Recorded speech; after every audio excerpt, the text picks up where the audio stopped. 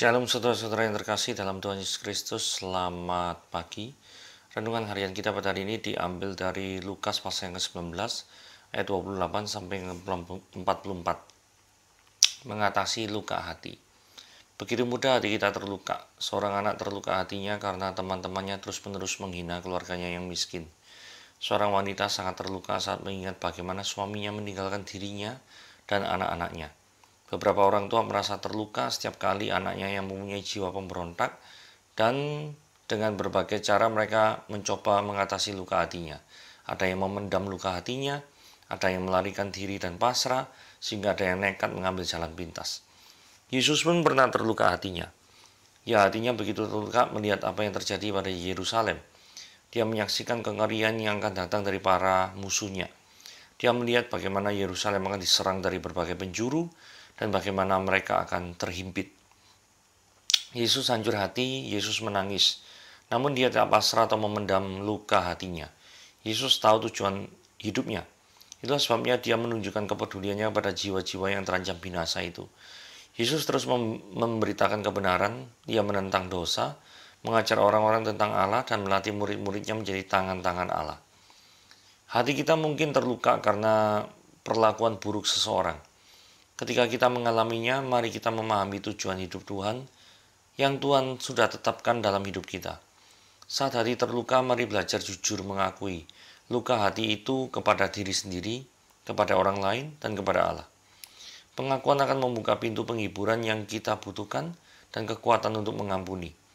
Ketika hati telah damai, maka kita akan mampu melanjutkan tujuan hidup kita tanpa ada luka di hati. Salah satu ciri kedewasaan rohani ditunjukkan dengan kemampuan mengatasi setiap luka-luka hati. Oke, mari kita lihat pembahasannya ya. Mengapa bait suci tidak lagi ada di Yerusalem saat ini? Apakah ada makna teologis di balik peristiwa kehancuran bait Allah? Oke, mari kita lihat di Lukas pasal yang ke-19 ayat 28 sampai 44. Mari kita baca.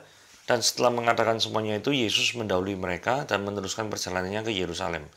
Ketika ia telah dekat Betfage dan Betania yang terletak di gunung yang bernama Bukit Zaitun, Yesus menyuruh 2 orang muridnya dengan pesan, "Pergilah ke kampung yang ada di depanmu itu. Pada waktu kamu masuk di situ, kamu akan mendapati seekor keledai muda yang tertambat yang belum pernah ditunggangi orang. Lepaskanlah keledai itu dan bawalah kemari. Dan jika ada orang yang bertanya kepadamu, mengapa engkau melepaskannya? Jawablah begini, Tuhan memerlukannya." Lalu pergilah mereka yang disuruh itu, dan mereka mendapati segala sesuatu seperti yang dikatakan Yesus. Ketika mereka melepaskan keledai itu, berkatalah seorang kepada yang punya keledai itu, "Mengapa kamu melepaskan keledai itu?" Kata mereka, "Tuhan memerlukannya." Mereka membawa keledai itu kepada Yesus, lalu mengalasinya dengan pakaian mereka, dan menolong Yesus naik ke atasnya. Dan sementara Yesus mengendarai keledai itu, mereka menggambarkan pakaiannya di jalan. Ketika ia hendak ke Yerusalem, di tempat jalan menurun dari Bukit Zaitun, mulailah murid-murid mengiring dia, bergembira dan memuji Allah dengan suara nyaring, oleh karena segala mujizat yang mereka lihat. Kata mereka, "Diberkatilah dia yang datang sebagai Raja dalam nama Tuhan. Damai sejahtera di sorga dan kemuliaan di tempat yang maha tinggi." Beberapa orang Farisi dan turut dengan orang banyak itu berkata kepada Yesus, "Guru, tegurlah murid-muridmu itu." Jawabnya, "Aku berkata kepadamu, jika mereka ini diam, maka batu ini akan berteriak." Dan ketika Yesus telah dekat dan melihat kota itu, dia menangisinya. Katanya, "Wahai, betapa baiknya jika pada hari ini juga engkau mengerti apa yang perlu untuk damai sejahteramu. Tapi sekarang hal itu tersembunyi bagi matamu. Sebab akan datang harinya bahwa musuhmu akan mengelilingi engkau dengan kubu, lalu mengepung engkau dan mengimpit engkau dari segala jurusan. Dan mereka akan membinasakan engkau beserta dengan pendudukmu, dan pada tembokmu mereka tidak akan membiarkan satu pun tinggal terletak di atas batu yang lain, karena engkau tidak mengetahui saat bila mana Allah melawat engkau." Oke, latar belakang daripada semuanya ini sebenarnya terletak di Zakaria pasal yang ke-9 ayat yang ke-9. Saudara, mari kita baca ya, supaya kita lebih mengerti konteks daripada Lukas yang sedang kita baca dengan kitab Perjanjian Lama, yaitu Zakaria 9 ayat 9. Saudara perhatikan baik-baik di ayat 9 itu ada 3 warna. Ada merah, biru, dan hijau. Nah, merah dan biru hijau ini nanti akan digenapi di Lukas pasal yang ke-19. Mari kita baca ya. Bersorak-soraklah dengan nyaring, hai putri Sion. Bersorak-soraklah, hai putri Yerusalem. Yerusalem jadi penangkaran di sini ya. Lihat rajamu datang kepadamu. Penangkaran di sini adalah kata raja. Dia adil dan jaya. Dia lemah lembut dan mengendarai seekor keledai beban muda. Penekanan daripada kalimat yang berwarna hijau adalah keledai. Kisah dari Lukas 19 adalah penggenapan dari Zakaria 9 ayat 9, di mana ayat tersebut menceritakan tentang proklamasi atau deklarasi atau penyataan atau tanda yang menyertai ketika Mesias itu datang. Perhatikan kalimat yang berwarna merah, putri Yerusalem. Dalam kisah Lukas ayat 19, dikisahkan Yesus juga menuju ke Yerusalem. Kalimat yang berwarna biru berbicara tentang raja, Mesias yang diurapi. Mesias itu bahasa Ibrani artinya yang diurapi, yaitu raja. Itu gelar yang dimiliki oleh Kristus sendiri. Yesus kan disebut sebagai Yesus Kristus. Kristus itu bahasa Yunani yang artinya sama dengan Mesias, yaitu yang diurapi. Kalimat yang berwarna hijau itu adalah tanda fisik yang bisa dilihat. Sehingga ketika orang-orang memperhatikan, itu menunjuk pada Yesus. Karena apa? Mengendarai seekor keledai. Kenapa kok mengendarai seekor keledai? Karena tanda-tanda mesianik yang ditunjukkan dalam Zakaria 9 ayat 9. Orang yang menjadi raja itu mengendarai seekor keledai. Jadi itu adalah tanda fisik yang bisa dilihat sehingga orang-orang akan memperhatikannya. Oke, mari kita lihat. Perubahan sikap Yesus berkaitan dengan deklarasi identitas dirinya. Saudara, apa yang Yesus lakukan di sini itu merupakan proklamasi besar-besaran bahwa dia adalah Mesias atau Raja. Yesus berulang kali melarang murid-muridnya untuk memberitahukan bahwa dia adalah Mesias. Karena saat itu waktunya belum tiba. Tetapi sekarang pada waktunya sudah tiba, dia sendiri memberitakan hal itu secara besar-besaran. Dikatakan secara besar-besaran karena dia melakukan hal itu di Yerusalem. Dia melakukannya menjelang Paskah. Jadi dari sisi kota-kota besar yaitu Yerusalem, di sisi momen-momen itu menjelang Paskah. Ini adalah Paskah perjanjian pertama, yaitu peringatan keluarnya bangsa Israel keluar dari Mesir, di mana semua orang Yahudi itu pergi ke Yerusalem. Yang asalnya itu identitas Mesiasnya itu diminta disembunyikan, sekarang malah dinyatakan. Kenapa kok ada perbedaan? Ya karena gini ya, saudara lihat, ketika Yesus mendeklarasikan daripada dirinya adalah Mesias, maka tidak lama kemudian setelah itu, Yesus akan mati di salib. Nah, kalau di awal-awal pelayanan, para murid-muridnya sudah menyebarkan bahwa dirinya adalah Mesias, maka belum sempat pelayanan 3,5 tahun, nanti mati duluan. Itu sebabnya dikatakan memang ini belum waktunya. Tapi kalau sudah waktunya, maka Yesus akan mendeklarasikan siapa dirinya itu. Gitu ya. Suatu kondisi yang tidak kondusif yang merupakan ketetapan Allah. Jadi begini, tindakan Yesus ini menyebabkan rakyat nyambut antusias. Tapi di sisi lain menyebabkan tokoh-tokoh Yahudi semakin marah dan membenci Yesus. Dan merencanakan untuk membunuh Yesus. Hal ini pasti disadari oleh Yesus. Tetapi dia melakukannya itu dengan sengaja. Supaya rencana Allah tentang kematiannya di atas kayu salib. Untuk menebus dosa-dosa kita itu bisa terjadi. Jadi sebetulnya bagian ini penting sekali. Karena tanpa adanya bagian ini, rencana Allah tentang penebusan dosa manusia tidak akan terlaksana. Tindakan Yesus ini juga dimasukkan untuk menunjukkan kesalahan konsep Yahudi tentang Mesias. Orang Yahudi selalu beranggapan bahwa Mesias adalah raja duniawi. Karena itulah maka Yesus masuk ke Yerusalem dengan menggunakan seekor keledai. Bukan seekor kuda atau jerapah. Bandingkan dengan ajaran-ajaran teologi kemakmuran yang mengharuskan orang Kristen menjadi kaya, bisa naik mobil mewah. Ini rajanya tidak naik dalam tanda kutip mobil mewah saat itu, yaitu kuda atau jerapah atau gajah. Tidak. Yesus tidak melakukan hal-hal yang seperti itu. Tapi Yesus tetap naik keledai, suatu binatang yang tidak populer. Ya toh? Nah, kemudian berikutnya. Sebenarnya kalau digali lebih dalam, apa sih artinya naik keledai itu? William Barclay mengatakan bahwa keledai bukanlah binatang tunggangan yang hina. Keledai juga dipakai oleh raja atau pemimpin, tapi dipakainya dalam keadaan damai. Contohnya dalam Habakuk 5 ayat 10 dan 10 ayat 14. 10 ayat 4. Sedangkan kuda itu dipakai dalam keadaan perang. Jadi artinya kedatangan Yesus ketika dirinya menyatakan diri sebagai Mesias atau Raja dengan menunggang keledai, ini artinya menunjukkan dirinya sebagai Raja Damai. Atau istilah kerennya, I come in peace. Saya itu datang dengan damai. Sedangkan tafsiran daripada Yohanes Calvin mengatakan ketika Yesus naik keledai, bukan kuda, itu artinya gini, di samping keledai itu keledai pinjaman, lagi pula keledainya ini tidak punya pelana, sehingga harus dialasi dengan pakaian. Ini semua menunjukkan kemiskinan dan kerendahan hati. Saya lebih menyetujui penafsiran ini karena lebih cocok dengan konteks kata lemah lembut dalam ayat 5 dalam bahasa Yunani adalah praus. Dan ini adalah kata yang sukar sekali diterjemahkan. Tapi salah satu daripada arti kata itu adalah rendah hati. Jadi maksudnya kalau diterjemahkan sebagai rendah hati, memang bukan keledai milik sendiri, tapi keledai pinjaman. Ini menunjukkan bahwa kerendahan hati dan kemiskinan. Jadi dengan demikian terlihat jelas bahwa sekalipun Yesus di sini menyatakan diri sebagai Mesias atau Raja, tetapi dia sekaligus menunjukkan bahwa dirinya bukan raja duniawi dan kerajaannya bukanlah kerajaan duniawi. Kita semua mempunyai seorang raja yang bukan raja duniawi.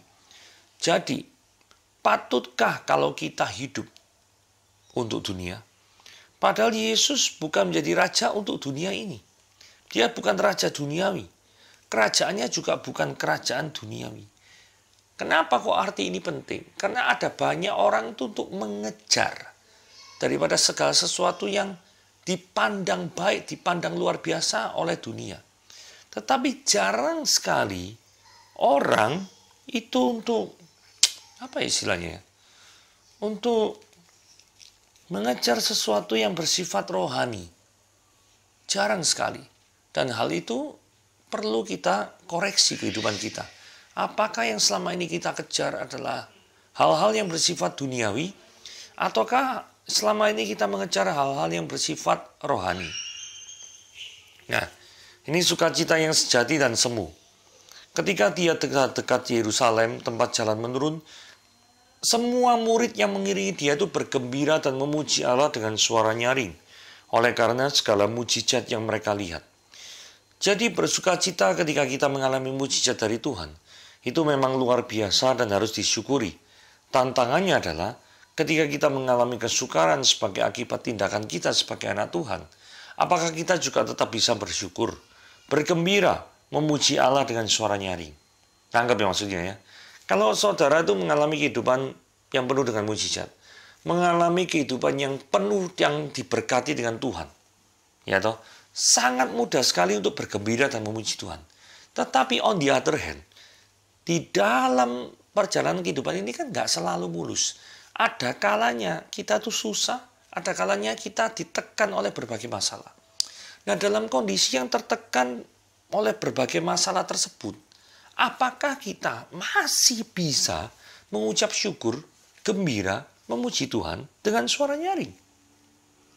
Oke. Ayat 38. Diberkatilah dia yang datang sebagai Raja dalam nama Tuhan, damai sejahtera di sorga dan kemuliaan di tempat yang maha tinggi. Saudara, kita harus mengerti bahwa Yesus datang dalam kondisi damai.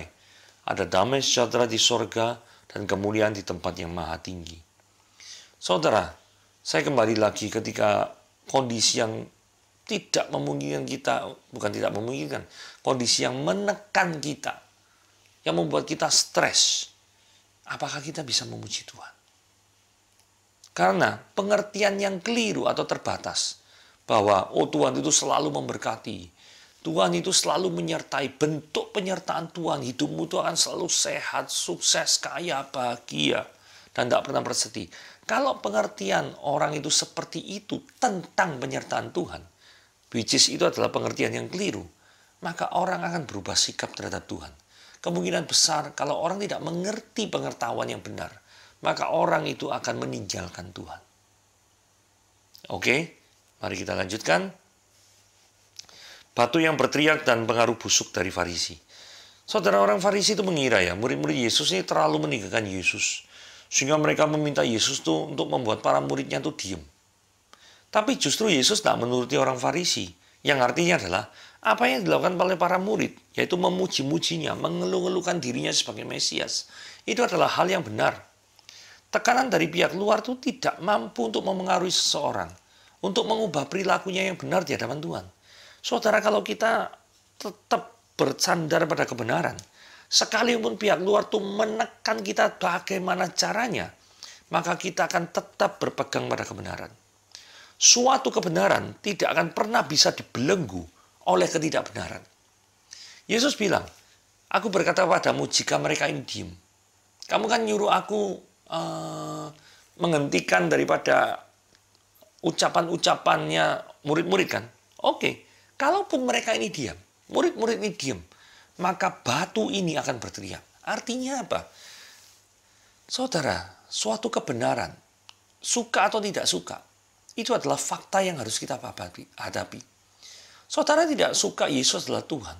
Saudara mungkin tidak suka Yesus adalah Mesias. Tapi faktanya dia adalah Tuhan. Faktanya dia adalah Mesias. Maka suka atau tidak suka, fakta itu akan menghakimi saudara.